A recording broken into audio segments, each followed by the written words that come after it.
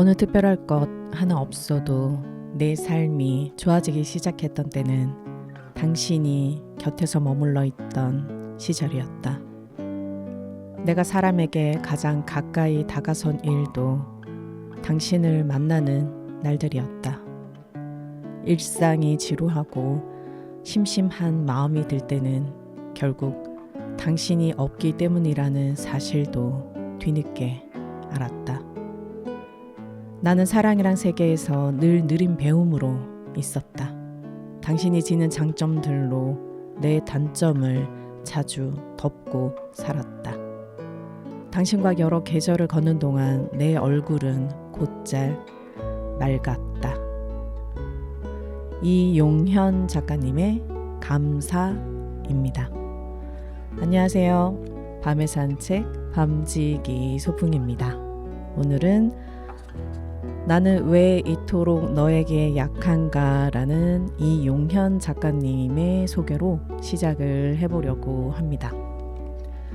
이용현 작가님은 국문과 졸업을 하고 글을 쓰고 싶어서 카피라이터로 취직을 하셨대요. 그리고 현재도 회사를 다니면서 글을 쓰고 계신데 제가 종종 인스타나 스레드를 보면 퇴근 후 밤 늦은 시간까지 서재에서 글을 쓰고 있는 모습을 종종 보고 있습니다.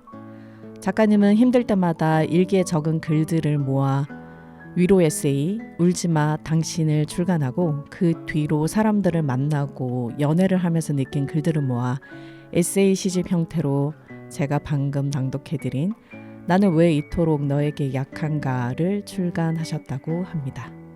이 책은 직접 디자인하고 사진도 직접 찍어서 출간을 하셨는데요.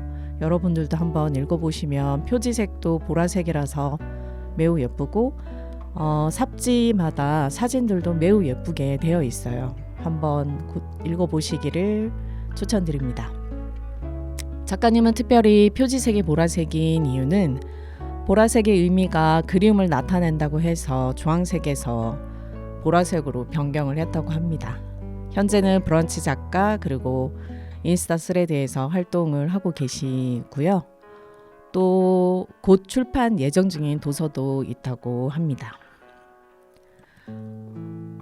지금 계속 집필 중인 출판 예정 중인 도서는 울지마 당신 위로 에세이 버전 2번째라고 하네요.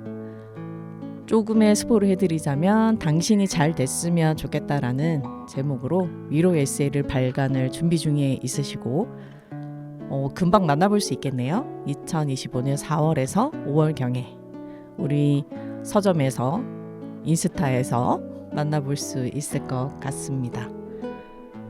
이용현 작가님의 필독이라는 필명으로 활동을 하고 계시니까 인스타나 또 스레드에서 검색을 해보시면은 금세 찾아보실 수 있으실 겁니다. 항상 좋은 글들을 남기고 계시고 있고요.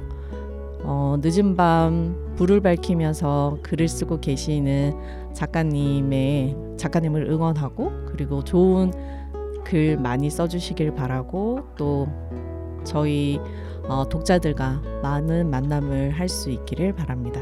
그리고 개인적으로 기회가 된다면 저희 방송국에서 북콘도 하고 작가님 인터뷰도 할 수 있으면 좋겠네요. 네, 그러면 오늘은 앵무새 죽이기 1부 5화를 낭독해 보도록 하겠습니다. 그럼 함께 만나보겠습니다.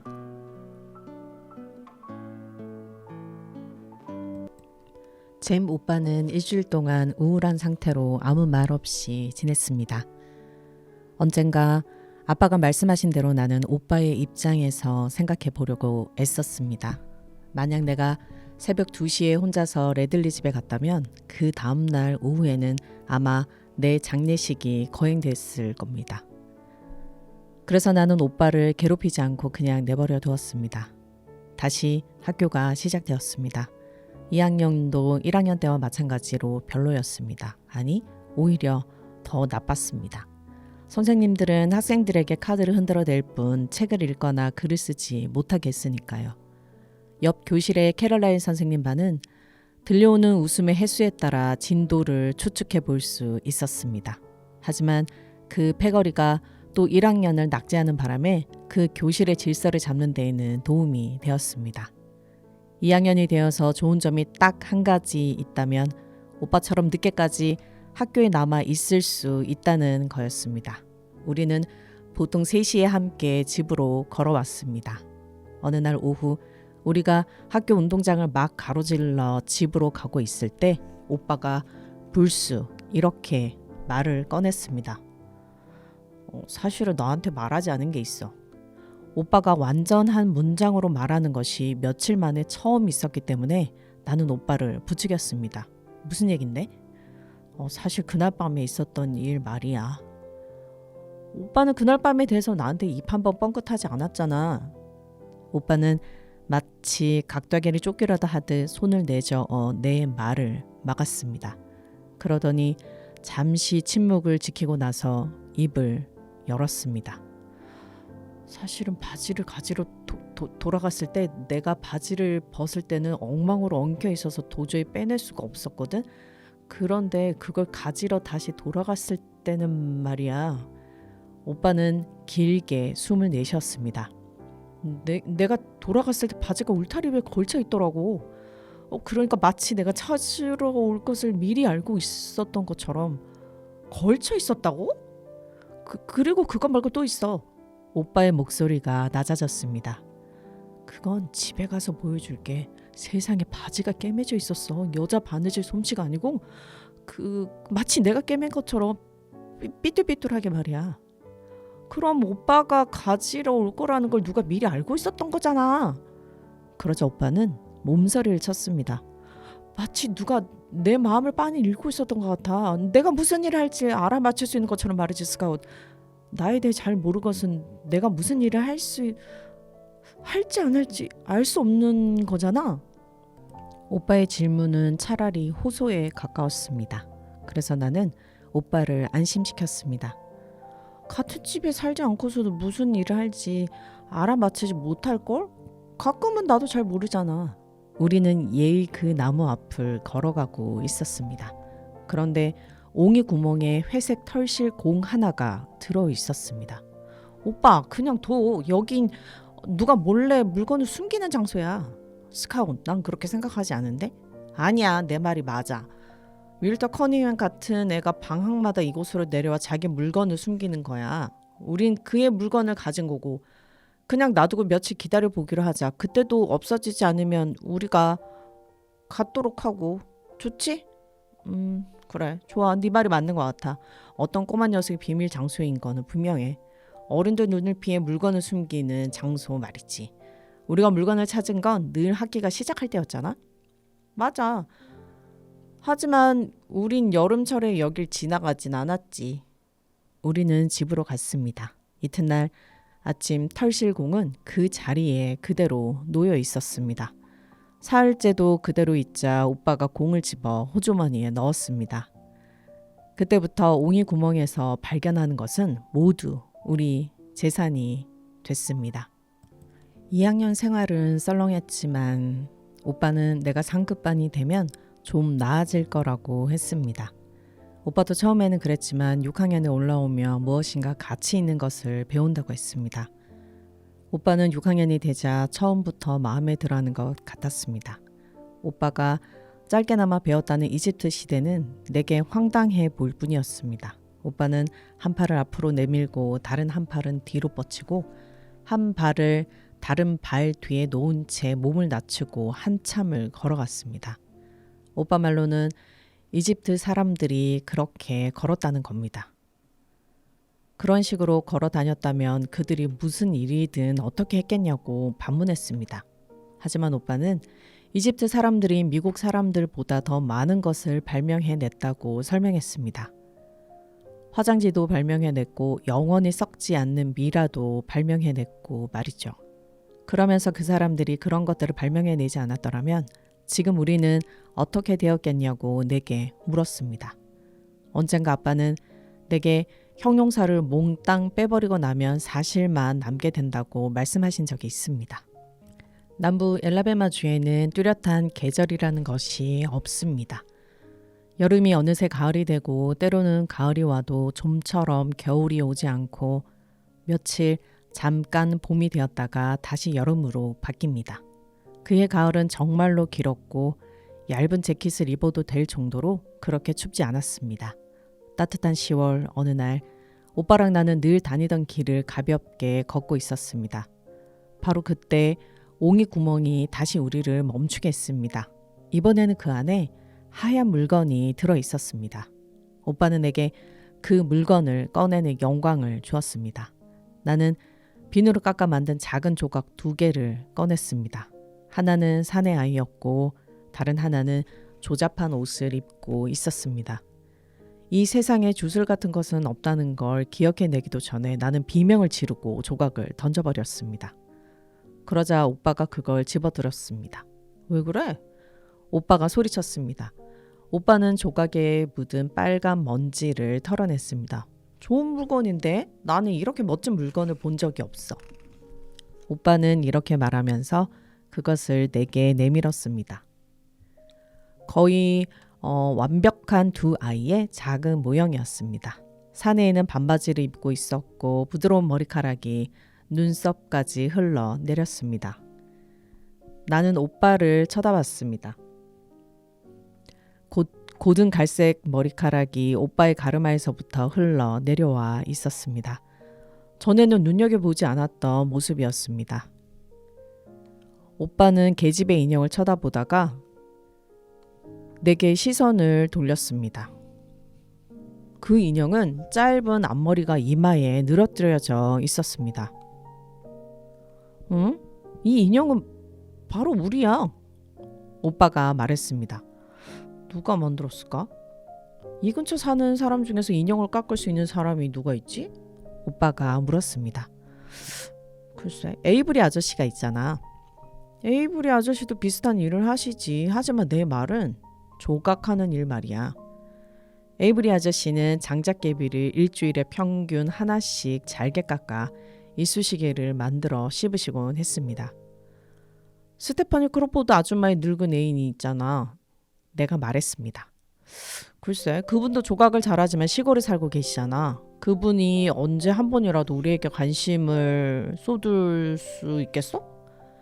어쩌면 현관에 앉아 스테파니 아줌마가 우리를 쳐다보시는 건지도 몰라. 내가 그분이라면 그럴 거야. 오빠가 나를 하도 오랫동안 쳐다보기에 왜 그러냐고 물었습니다. 오빠는 아무것도 아니라고만 대답했습니다. 집에 도착해서 오빠는 자기 트렁크에 그 인형을 집어 넣었습니다. 그로부터 2주일도 채 지나지 않아 우리는 껌 한 통을 발견해 맛있게 씹었습니다. 오빠는 이제 레들리 집에 있는 모든 것에 독이 들어있다는 사실을 까맣게 잊은 듯 했습니다. 그 다음 주에는 옹이 구멍에서 빛바랜 메달 하나를 얻었습니다. 오빠가 아빠에게 보여드렸더니 철자법을 잘 아는 사람에게 주는 메달이라고 하셨습니다. 우리가 태어나기 전 메이콤군 학교에서는 철자법 대회를 열어 우승한 학생들에게 그 메달을 주었다는 겁니다. 아빠는 누군가 잃어버린 물건일 것이라 하면서 주위를 살펴봤냐고 물으셨습니다. 내가 어디서 발견했는지 말하려고 하자 오빠가 슬쩍 발 옆쪽을 찼습니다. 오빠가 아빠에게 그런 메달을 받은 사람 중 기억나는 사람이 있냐고 여쭤봤더니 아빠는 없다고 하셨습니다. 그로부터 나흘 뒤 우리는 이제까지 얻은 것 중에서 최고로 멋있는 것을 얻었습니다. 고장난 회중시계였는데 시계줄에는 알루미늄 칼이 달려 있었습니다. 오빠, 이거 백금이야? 잘 모르겠어. 아빠한테 보여드려야지. 아빠는 새 것이라면 칼과 시계줄 합해 아마 $10는 나갈 것이라고 말씀하셨습니다. 학교에서 다른 애와 바꾼 것 아니냐? 아빠가 물으셨습니다. 절대 아니에요, 아빠. 오빠는 할아버지의 시계를 꺼냈습니다. 잘 간수만 하면 일주일에 한 번씩 갖고 다녀도 된다고 아빠가 말씀하셨던 바로 그 시계 말이죠. 그 시계를 차고 다니는 날이면 오빠는 아주 조심스럽게 걸어 다녔습니다. 아빠, 괜찮다면 할아버지 시계 대신에 이 시계를 갖고 싶어요. 어쩌면 고칠 수 있을지도 모르잖아요. 새 시계 때문에 할아버지 시계에 대한 신기함도 시들해진 데다가 할아버지의 시계를 가지고 다니는 것도 부담스럽기 때문에 오빠는 이제 더 이상 5분마다 한 번씩 시간을 확인할 필요가 없어진 겁니다. 오빠는 제법 수리를 잘 해냈습니다. 시계를 조립한 뒤에 용수철 하나, 작은 부속품 2개밖에 남지 않았으니까요. 하지만 시계는 가지 않았습니다. 오빠가 한숨을 내쉬었습니다. 절대 못 고치겠다, 스카웃. 응? 우리한테 이 물건을 준 사람에게 편지를 써야 되지 않겠어? 오빠, 그거 멋진 생각이야. 고맙다고 해야지. 근데 왜 그러는 거야? 오빠는 두 귀를 붙잡고 고개를 좌우로 흔들어 댔습니다. 아무래도 모르겠어. 정말로 모르겠어, 스카웃. 왜 그걸... 왜 놔뒀을까? 오빠는 거실 쪽을 바라다 보았습니다. 생각 같아서 아빠에게 말씀드리고 싶은데 아니야, 그게 아니지. 오빠, 대신 내가 말씀드릴게. 아니야, 그러지 마, 스카웃. 스카웃. 왜? 오빠는 저녁 내내 뭔가를 말하려고 하는 듯 했습니다. 얼굴이 밝아지며 내 쪽으로 몸을 기울이다가도 마음을 바꾸는 거였습니다. 그러고는 또다시 마음을 바꿔 먹었습니다. 아니야, 아무것도 아니야. 자, 우리나 편지나 쓰자. 내가 오빠 코 밑에 종이와 연필을 들이밀었습니다. 좋아. 존경하는 아저씨. 야, 그 사람이 남자인지 어떻게 알아? 모디 아줌마일지도 모르잖아. 오래전부터 그런 생각이 들었거든. 야, 모디 아줌마는 껌을 씹지 않으셔. 오빠가 징긋 웃었습니다. 너도 알지. 아줌마가 가끔 그럴듯한 말씀하시는 거. 언제가 내가 아줌마에게 껌을 씹겠냐고 여쭤봤더니 싫다고 했어. 그게 껌이 입 천장에 들러붙어 말을 제대로 할 수 없다고 하시면서. 그럴듯하게 들리지 않아? 오빠가 조심스럽게 말했습니다. 맞아. 아줌마는 가끔 멋진 말씀을 하셔. 어쨌든 아줌마는 줄 달린 시계는 안 갖고 계실 거야. 존경하는 아저씨. 오빠가 편지를 쓰기 시작했습니다. 그 시계를 주신 데 고맙다는... 아니야, 그게 아니지. 우리를 위해 나무 안에 넣어두신 모든 물건에 대해 감사드립니다. 이만 줄입니다. 제러미 에티커스 스핀치 올림. 오빠, 그런 식으로 설명하면 누군지 잘 모를걸? 오빠는 이름을 지우고 잼 핀치라고 썼습니다. 나는 그 밑에 진 루이즈 핀치 스카웃이라고 서명했고요. 오빠는 편지를 봉투에 넣었습니다. 그 다음날 등굣길에 오빠는 나보다 먼저 뛰어가 나무 앞에 멈췄습니다. 오빠는 나무를 올려보다가 나를 쳐다봤습니다. 오빠의 얼굴이 백지장처럼 하얗게 질려 있었습니다. 스카웃! 나는 오빠에게 달려갔습니다. 누가 옹이 구멍을 시멘트로 막아놓았던 겁니다. 스카웃, 그러니까 울지 말라고. 걱정 마. 오빠는 학교에 가는 내내 나지막하게 중얼거렸습니다. 점심 식사를 하러 집에 왔을 때 오빠는 급히 밥을 먹고는 현관으로 달려가 계단에 앉았습니다. 나도 따라 나갔습니다. 아직 아무도 지나가지 않았어. 오빠가 말했습니다. 이튿날에도 오빠는 경계를 늦추지 않았는데 마침 그 보람이 있었습니다. 네이선 아저씨 안녕하세요. 오빠가 인사를 했습니다. 잼과 스카웃이군. 안녕. 아저씨가 지나가면서 답례를 하셨습니다. 아저씨! 오빠가 불렀습니다. 그러자 아저씨가 뒤를 돌아보셨습니다. 아저씨가 그러니까 저 나무 구멍을 시멘트로 막으셨어요? 그래, 내가 막았단다. 아저씨가 대답을 하셨습니다. 왜 그러셨어요? 나무가 죽어가고 있거든. 나무가 병에 걸리면 시멘트로 막아줘야 한단다. 잼, 너도 알아둬라. 오빠는 오후 늦게까지 그 일에 대해 한마디도 뻥끗하지 않았습니다. 그 나무 앞을 지나갈 때 오빠는 시멘트를 가볍게 두드리더니 깊은 생각에 잠겼습니다. 오빠 기분이 엉망인 것 같아서 나는 오빠와 거리를 두고 있었습니다. 보통 때처럼 우리는 그날 저녁도 일을 마치고 집에 돌아오신 아빠를 마중 나갔습니다. 집 앞에 이르렀을 때 오빠가 말했습니다. 아빠, 저기 저 나무 좀 보세요. 어떤 나무 말이냐? 학교에서 올 때마다 지나치는 레들리 아저씨네 집 모퉁이에 서 있는 나무요. 그런데 저 나무가 지금 혹시 죽어가고 있나요? 아니, 그렇지 않은 것 같은데. 잎사귀를 봐라. 하나같이 푸릇푸릇하고 무성하지 않니? 어디에도 누런 잎이 없고 말이야. 그럼 병에 걸린 것도 아니죠? 잼, 저 나무는 너처럼 아주 건강하단다. 그런데 왜 묻는 거지? 어, 네이선 아저씨가 그러시는데 저 나무가 죽어가고 있대요. 글쎄 어쩌면 그런지도 모르지. 자기 나무에 대해서 우리보다는 아저씨가 더 잘 알고 있을 테니 말이다. 아빠는 우리를 현관에 남겨둔 채 집으로 들어가셨습니다. 오빠는 기둥에 기대 어깨를 비비댔습니다. 오빠 어디 가려워? 나는 최대한 상냥하게 물었습니다. 하지만 오빠는 아무 대답도 하지 않았습니다. 오빠 들어가자. 내가 말했습니다. 조금 있다가 들어갈게. 오빠는 어두워질 때까지 그 자리에 앉아 있었고 나는 오빠가 들어가기를 기다렸습니다. 우리가 집에 들어왔을 때 나는 오빠가 울고 있었다는 걸 알 수 있었습니다. 눈가가 얼룩져 있었으니까요.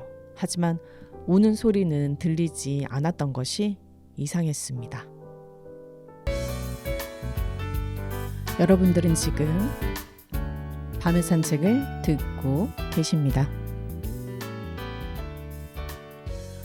그리고 저는 밤지기 소풍입니다.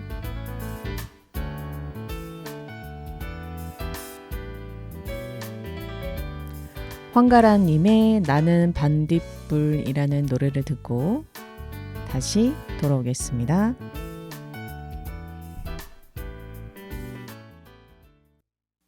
메이콤 군에서 가장 경험 많은 예언자들이라도 알 수 없는 일이었겠지만 그의 가을은 갑자기 겨울로 바뀌었습니다. 아빠 말씀으로는 지난 2주는 1885년 이래 가장 추운 기간이었다고 합니다. 에이브리 아저씨는 아이들이 부모님 말씀을 잘 안 듣고 담배를 피우고 서로 싸울 때 계절의 이변이 일어난다고 로제타석에 적혀 있다 하셨습니다. 오빠랑 나는 이웃 사람들에게 불편을 주고 우리에게도 불편을 미친 일련의 사건들을 저질러 자연의 이변에 한몫했다는 죄책감을 느끼고 있었습니다. 레들리 부인이 그해 돌아가셨지만 그 죽음은 거의 아무런 파문도 일으키지 않았습니다. 이웃 사람들은 칸나에 물을 줄 때를 빼고는 좀처럼 레들리 부인의 모습을 본 적이 없었습니다. 오빠랑 나는 마침내 부가 자기 어머니를 처치해 버렸다고 결론지었죠. 하지만 실망스럽게도 아빠는 레들리 집에서 돌아오시더니 자연사였다고 했습니다. 아빠에게 여쭤보자. 오빠가 속삭였습니다. 오빠가 나보다 나이가 많잖아. 그러니 오빠가 여쭤봐. 그러니까 네가 여쭤봐야지. 결국 내가 나설 수밖에 없었습니다. 아빠 혹시 아사 아저씨 보셨어요? 그러자 근엄한 얼굴로 아빠는 신문 너머로 나를 쳐다보셨습니다. 못 봤구나. 좀 더 여쭤보려는데 오빠가 가로막았습니다. 오빠 말로는 아빠가 아직도 우리와 레들리 집안 사람에 대해 신경을 곤두세우고 계시기 때문에 더 이상 귀찮게 하지 않는 것이 좋겠다고 했습니다. 오빠 추측으로는 아빠는 지난 여름밤의 일이 단순히 스트릿 포커에 그치지 않는다고 생각하시는 거라고 했습니다. 그런 추측에 확실한 근거는 없지만 자기 직감이 그렇다면서요. 이튿날 아침에 잠에서 깨어난 나는 창밖을 보고는 놀라서 거의 기절할 뻔했습니다. 내가 비명을 지르는 바람에 면도를 반쯤 하시던 아빠는 욕실에서 뛰쳐나오셨습니다. 아빠 이제 이 세상이 끝장나고 있어요. 제발 어떻게 해주세요. 나는 아빠를 창가로 끌고 가 손가락으로 가리켰습니다. 세상이 끝난 게 아니야. 눈이 내리는 거란다. 아빠가 말씀하셨습니다. 오빠는 아빠에게 눈이 계속 내릴 것 같냐고 여쭤봤습니다. 오빠도 눈은 처음 보지만 눈이 무엇인지는 알고 있었습니다. 아빠는 오빠와 마찬가지로 눈에 대해서는 잘 모른다고 대답하셨습니다. 하지만 저렇게 물기가 많다면 곧 비로 변할 것 같구나. 전화벨이 울렸고 아빠가 아침 식사를 하시다가 전화를 받으려고 자리를 뜨셨습니다. 율러메이야. 아빠가 돌아오셔서 말씀하셨습니다. 율러 말을 그대로 옮기면 1885년 이래로 메이콤 군에는 눈이 내린 적이 한 번도 없기 때문에 오는 학교를 쉽니다. 라고 하더라. 율러 메이는 메이콤의 수석 전화 교환수였습니다. 공지사항, 결혼 초대, 화재 경보, 레널즈 의사 선생님 안 계실 때의 응급조치 지시 같은 일을 맡고 있었습니다. 아빠가 마침내 우리더러 조용히 하고 창밖 대신에 음식 접시를 쳐다보러 가셨을 때 오빠가 이렇게 여쭙습니다. 눈사람은 어떻게 만들어요? 글쎄, 전혀 모르겠는걸? 아빠가 대답하셨습니다. 너희를 실망시키고 싶진 않지만 눈사람 만들기에는 눈이 충분하지 않은 것 같구나. 캘퍼니 아줌마가 들어와서는 눈이 뭉쳐질 것 같다고 했습니다. 뒷마당으로 달려가 보니 축축한 눈이 얇게 깔려 있었습니다. 눈 위로 걸어 다니면 안 돼. 봐, 내가 걸을 때마다 눈이 없어지잖아. 오빠가 말했습니다. 나는 죽처럼 된 뇌 발자국을 보았습니다. 오빠는 눈이 좀 더 내릴 때까지 기다리며 눈을 뭉쳐 눈사람을 만들 수 있을 거라고 했습니다. 나는 혀를 내밀고 커다란 눈송이 하나를 받았습니다. 혀가 화끈거렸습니다. 오빠 눈이 뜨거워. 아니야, 너무 차서 뜨겁게 느껴지는 거야, 스카운. 눈을 먹지 마. 넌 지금 눈을 낭비하고 있다니까. 땅에 떨어지도록 그냥 내버려둬. 하지만 눈 위를 걸어보고 싶은걸? 그럼 이렇게 하자. 모디 아줌마네 집에 가서 걸어보는 거 어때? 오빠는 마당을 가로질러 껑충거리며 걸어갔습니다. 나도 그 뒤를 따라갔습니다. 모디 아줌마네 집 앞 인도에 도착했을 때 에이브리 아저씨가 우리에게 말을 건네셨습니다. 아저씨는 얼굴이 핑크빛이었고 허리띠 밑으로 배가 불룩 나와 있었습니다. 너희가 어떤 짓을 했는지 이제 알겠지? 아저씨가 말씀하셨습니다. 아포메톡스에서 남부군이 항복한 이후로 메이콤의 눈이 내린 적은 한 번도 없었어. 너희 같은 나쁜 애들 때문에 이렇게 계절이 뒤바뀐 거다. 에이브리 아저씨는 지난 여름에 그 묘기를 아저씨가 다시 하기를 우리가 얼마나 열심히 기다렸는지 아시기나 할까요? 이게 바로 그 기다림의 결과라면 우리의 죄라는 것에 대해서도 할 말이 있을만 했습니다. 그래도 에이브리 아저씨가 기상학적 통계를 로제타 속에 얻었다는 사실에 의심이 들지는 않았습니다. 잼 핀치 잼 모디 아줌마가 부르신다. 마당 중간에 그냥 서 있어라. 현관 주변 아르메리아 꽃에 눈이 파묻혀 있으니까 밟으면 안 돼. 네 아줌마. 오빠가 소리를 질렀습니다. 모디 아줌마, 그런데 눈이 내리는 게 참 멋지지 않아요? 오빠가 말했습니다. 퍽이나 멋있기도 하다. 오늘 밤 날씨가 얼어붙으면 내 철중은 끝장난다고. 모디 아줌마의 낡은 모자가 수정 같은 눈 때문에 반짝거렸습니다. 아줌마는 덤벌 위로 허리를 굽히고는 누런 자루로 철쭉을 싸매고 계셨습니다. 오빠가 왜 그렇게 하냐고 엽졌습니다. 따뜻하게 해주려고 그러는 거지. 아줌마가 대답하셨습니다. 꽃을 따뜻하게 한다고요? 식물엔 피가 흐르지 않아요. 사실은 오늘 밤 날씨가 얼어붙으면 이 식물은 얼어 죽는다는 거야. 그래서 덮어주는 거지. 알겠니? 네. 그런데 모디 아줌마, 응? 스카웃이랑 제가 아줌마네 눈을 좀 빌려가도 될까요? 오, 맙소사. 몽땅 다 가져가라. 제발. 집 밑에 복숭아 담는 낡은 바구니가 있으니 거기에다 눈을 퍼서 나르면 돼. 모디 아줌마의 두 눈이 가늘어졌습니다. 그런데 눈을 가져다가 뭘 하려고? 두고 보면 아실 거예요. 오빠가 말했습니다. 우리는 모디 아줌마네 마당에서 우리 집 마당으로 될 수 있는 한 많은 눈을 날랐습니다. 진흙투성이 꼴이 되는 작업이었죠. 오빠, 그나저나 우리 지금 뭘 하는 거야?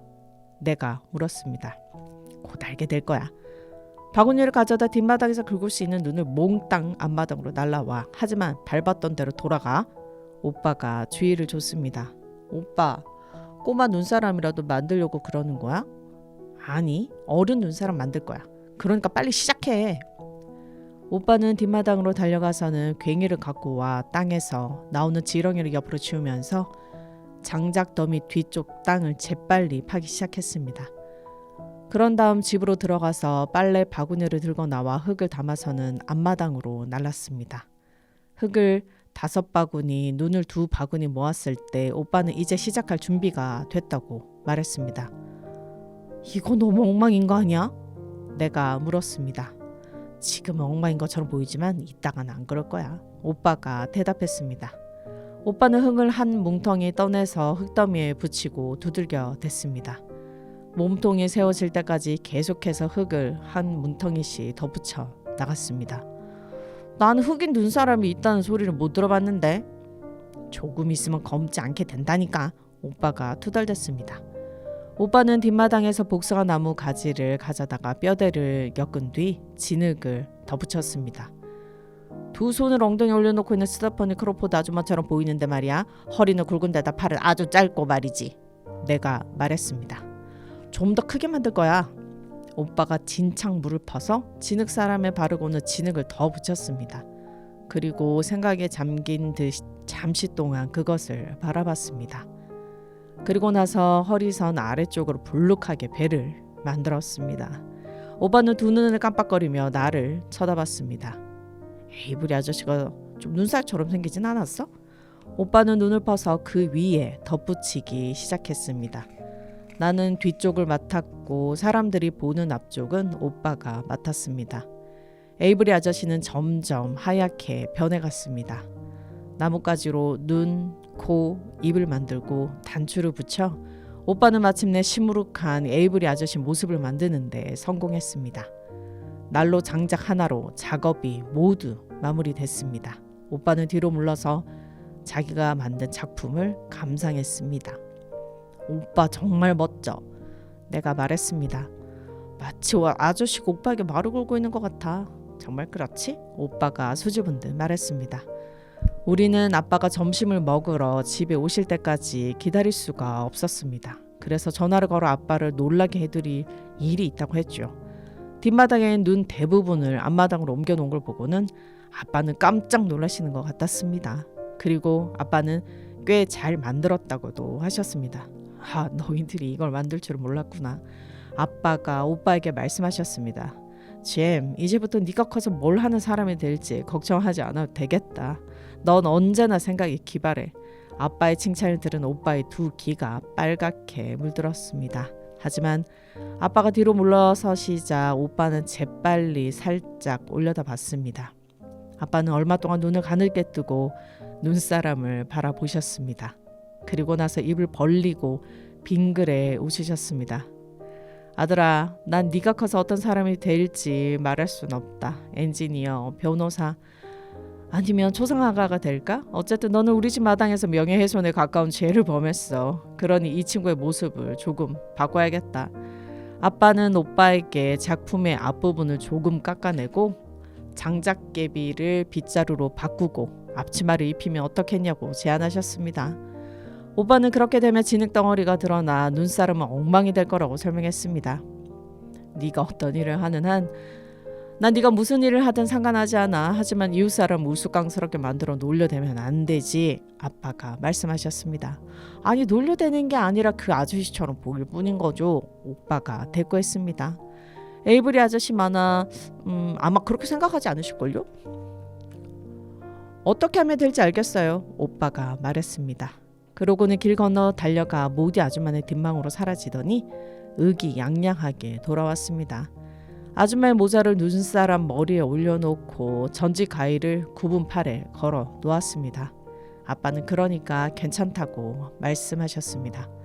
모디 아줌마가 현관문을 열고 나오셨습니다. 그리고 길 건너편에 우리를 쳐다보셨습니다.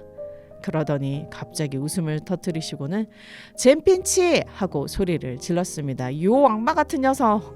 어서 내 모자를 가져오지 못해? 오빠가 아빠를 쳐다보자 아빠는 고개를 저으셨습니다. 아줌마는 공연히 저러시는 거야. 아빠가 말씀하셨습니다. 아줌마는 너의 작품에 정말 감동하신 거야. 아빠는 어슬렁어슬렁 모디 아줌마네 집 앞으로 걸어가서는 손짓을 하며 대화를 나누셨습니다. 내가 겨우 들을 수 있는 말이라고는 마당에 남자도 여자도 아닌 인간을 세워놨군요. 에디커스. 당신은 절대로 저 애들을 키울 수는 없을 거예요. 하는 소리뿐이었습니다. 오후가 되어 눈이 그쳤고 기온이 뚝 떨어졌습니다. 저녁이 되어서는 에이브리 아저씨의 불길한 예상이 현실이 되었습니다.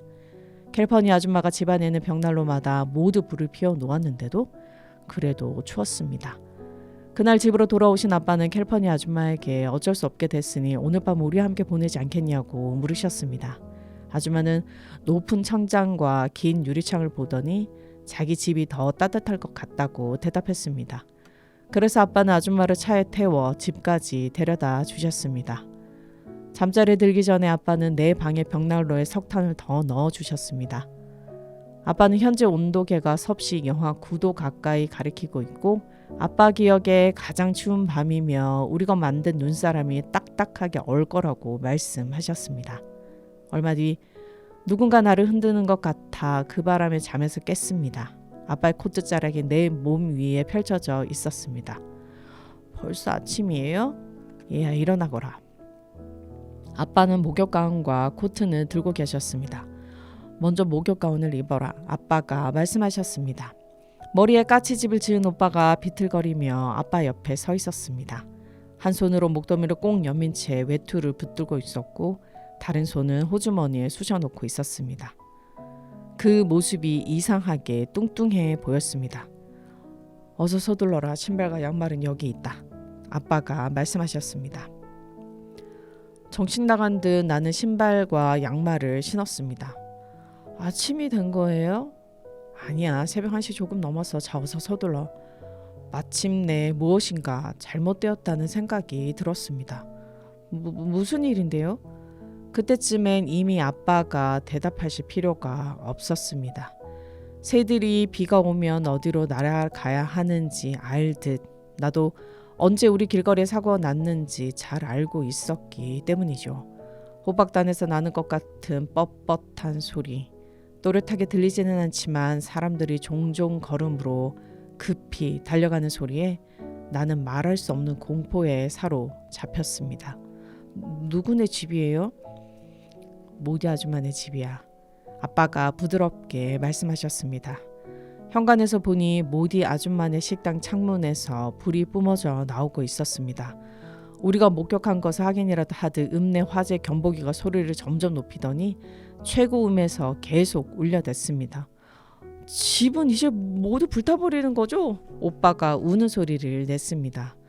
아무래도 그런 것 같구나. 너희들 내 말을 잘 듣거라. 길 아래쪽으로 내려가 레들리시 집 앞에 서 있어라. 길 안쪽으로 비켜 서 있어. 알았지? 바람이 어느 쪽 방향으로 불고 있는지 알고 있지? 네 아빠, 근데 가구를 밖에 내놓아야 하지 않을까요? 오빠가 여쭙습니다. 아직은 괜찮아. 내가 시킨 대로 해. 자, 빨리 달려나가거라. 스카웃을 잘 보살펴. 알았지? 눈에 띄는 곳에 스카웃을 데리고 있어. 아빠는 레들리 집 대문 쪽으로 우리를 밀치셨습니다. 불이 모디 아줌마네 집을 조용히 집어삼키는 동안 길은 사람들과 자동차로 붐비고 있었습니다. 왜 서두르지 않았을까? 빨리 서둘러야 할 텐데. 오빠가 중얼거렸습니다. 곧 그 까닭을 알 수 있었습니다. 낡은 소방차가 추위에 꽁꽁 얼어붙어서 사람들이 읍내에서부터 그 차를 밀어오고 있었기 때문이었죠. 사람들이 호수를 소화전에 있자 하늘로 뿜어져 나온 물들이 도로로 뚝뚝뚝 떨어져 내렸습니다. 맙소사. 오빠는 팔로 나를 감쌌습니다. 스카웃 조용히 해. 오빠가 말했습니다. 아직은 걱정할 때가 아니야. 그때가 되면 말해줄게. 자다가 손 닿는 대로 옷을 껴입고 나온 메이크업의 남자들이 모디 아줌마네 집에서 가구를 날라 길 건너편의 공터로 옮기고 있었습니다. 아빠가 아줌마의 무거운 참나무 흔들 의자를 나르는 것을 보고는 아빠는 역시 현명하셔서 아줌마가 가장 아끼는 물건을 건지는 거라고 생각했습니다. 가끔씩 사람들이 외쳐대는 소리도 들렸습니다. 곧이어 에이브리 아저씨 얼굴이 2층 창가에 나타났습니다. 아저씨는 창밖으로 매트리스를 밀어냈고 가구를 던지셨습니다. 마침내 사람들이 소리를 질렀습니다.